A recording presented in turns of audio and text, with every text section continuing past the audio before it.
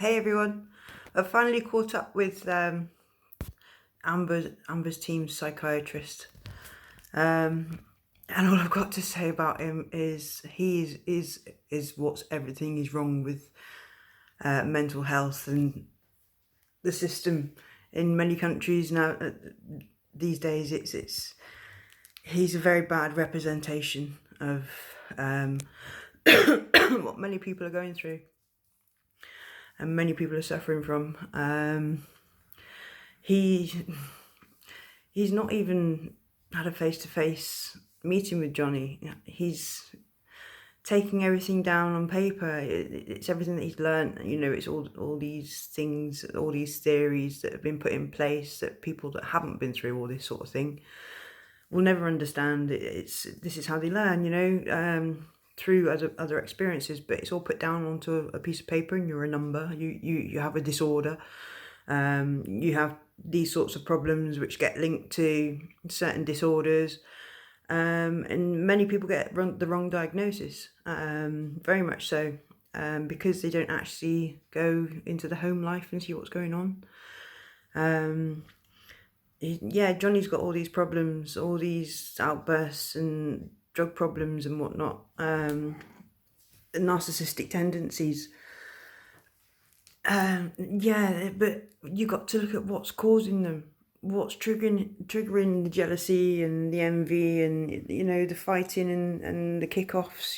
What's triggering that, and it's Amber on the other side in his head constantly, and it's just his natural reaction to deal with what's going on. It's frustration, it's anger, it's every emotion, it's love. How could somebody that you love could do that to you? There's confusion, because you're trying to do everything you possibly can to make things right, and it's not working. Everything you try to put in place, every demand that you lay down to, from your partner, you do everything within your power. Other than give your heart, tear it out your fucking chest and give it to him. That's how much I love you. It's just not enough. It never will be. And this is what your brain does to cope with it, unfortunately. Whether it's friends, family, partners, it's you put it into your own perspective. Everybody's different. Everybody's had a different experience. So everybody's reactions are different. And you can't put people into a box like that. And that's exactly what he's doing. And he's focusing on, there is that domestic violence in the relationship between the pair of them, but he's got it all wrong with who's doing it. He's got it back to front completely, whether he knows it or not. He's just taking what he sees that's been written down on pieces of paper. He's not even given a proper psychological evaluation face to face. You can't do that. You can't. He's going from films and things like that. He's Johnny Depp's an actor. He acts stupid. He acts, pissed up. He might be at the time, but he acts it as well. But he acts cognitive, very serious. It's, you can't go off that. He's using that as and thinks it's okay. But it just goes to show that the misconception of some psychiatrists, they believe one thing when it's completely different, and that's very dangerous for the victims, or even for survivors, because obviously you need help after you've escaped these people. It's not a very good representation of psychiatry and the mental health system at all, in America or even in England. England's terrible. So many people get misdiagnosed and get sent home with antidepressants. It's like he was trying to say that Johnny was prescribed quetiapine. I've been prescribed that as well. It's fucking horrible. The psychiatrist was trying to say that Johnny was flogging it, trying to sell it off, or abusing it. I mean, I can't remember how many milligrams I was taking, but it knocks you sideways. It's an antipsychotic. It's not an antidepressant. It's something different. I'm not quite sure what antipsychotic means. Stop you from having emotional episodes, I suppose. Because my emotions, I'm over emotional. to the point where I can get violent, but you have to push the right buttons, and I have to have had that abuse in my head for such a long time for me to snap like that. And this is exactly what Johnny's gone through. Or to me, it seems that way anyway, you know. He's been driven to that final straw and blown, and then she's using that against him. And that's what toxic people do. They always do that. It's happened to me over and over again. And you get blamed, and you say, oh, all right, well, maybe it is me, you know. So you back down and you stop, and, you know, you go back into yourself again, and you take more drugs and you take more drink, and you lose who you are, you know. You stop doing things like you normally do, you know. You isolate yourself from your friends, your family, you know, and you're in this horrible place, trapped with this person that's in your head constantly telling you that you've done wrong and everything you do is wrong. But they love you, and it's not them, you know. Yeah, I can see exactly where he is. But yeah, it's so bad that the state of some people at the top of their game, you know, that are supposed to know about mental health. It just shows how much they don't know. But yeah, they won't understand it because they've not been through it. It's like talking French to a Martian, like, you know. They just wouldn't know. They just can't understand until they learn. But he's learning the wrong way. He's not seeing the individual. He's just seeing a piece of paper and the statistics and the link between the two. Oh, well, he's doing this, so it must be this. No, he's doing this because it's a result of this.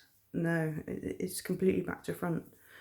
And this is why a lot of people like me and Johnny and everybody else get taken to the cleaners, you know, go through courts, battling, and, you know, just trying to prove who you are to people. And this is one of the reasons I've started this channel. Is I know there's a lot of family members of mine that have twisted stories and made me out to be such a bitch, you know, and it's the complete opposite, you know. And I want them to see the real me. This is why nothing's scripted. It comes as it comes, you know. So you'll notice I fly off on pussycat. You'll notice I fly off on different things, you know. I've just done it then. Different directions of conversations and ideas and things. But that's how my brain works. It's like I said, it will shut down certain things, so I have to think of something else to talk about instead and completely go off the subject. It's just how my brain works. But that's just from the abuse, you know. It's part and parcel of it. But yeah, exposing people like this, psychiatrists, you know, it's the top of the ladder that things need to change. So I hope by doing this, it's going to help. It's going to help people understand just what's going on in everybody else's heads, you know, as well as your own. So you can deal with it, you know, not just sat there in confusion going, what the fuck's going on? You know, what can I do to sort my life out? Toxic people do tend to set you back. They'll stop you from moving forward just for their own benefit, for their own gain, you know, and they don't care. They really don't care. So, you know, don't be afraid to cut these people off. You know, if you want a life, if you want to move forward, just don't feel guilty. You know, they're not guilty of what they're doing to you. They don't feel guilty at all. They don't care. You know, as long as they're getting what they want from you. They will, you know, they will spit the dummy out when you start moving away from them. But the contact gets less and less. They see that they can't manipulate you anymore, so they leave you alone. They're not getting their feed from you. They will try and hoover you back in every now and again, but, you know, if you're strong enough, you just say, no, sorry, you know, politeness, bye. Or just block them like I do. I don't even get those sorts of messages. It's great. Because even triggers, even like a telephone going off, a notification used to make me jump.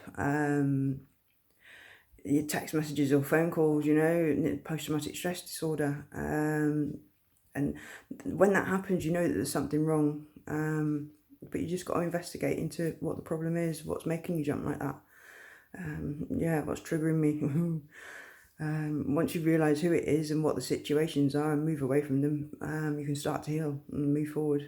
It's an amazing place to be. Yeah, I never thought I'd be on this road to recovery. It's amazing, and, you know, I never could dream of a life like this, and everything's just falling into place all of a sudden. Yeah, very much so, and it's brilliant. And I'm happy that you're all coming through this journey with me, because it's all new experience for me. And there's friends of mine that are coming through this journey as well, and they're seeing the benefits now, and a lot happier, and setting boundaries and things, and moving forward. And it's amazing, so amazing to watch. So if I can help anybody out there, just even just to make them feel a little bit happier about themselves. Once I get all the equipment for doing streaming and things like that, which should be very soon, I shall be doing a lot more videos, and maybe not so much exercise at the moment because I've done my back in, so we'll have to wait for that one. My little raves might just be very gentle, sort of chill out raves, I don't know. Chill out session, bobbing about bit. But yeah, I'm putting a bit of podge on, so I need to start doing a bit of exercise. But like I said, my back's a bit buggered at the moment. But yeah, there'll be lots of things I want to do for this channel, other than just talk about Johnny Depp and Amber Heard and toxic people. Start talking about how I changed myself for the road to recovery. Because obviously we learn to recognise things first, and then we have to put things into motion. It takes time. Excuse me. It takes time, but you will get there, and it's worth every step. So, so everybody out there that's trying, keep going, doing well. Come and meet me on this side. It's brilliant. Come and have a laugh. Life is bright. So I should say bye.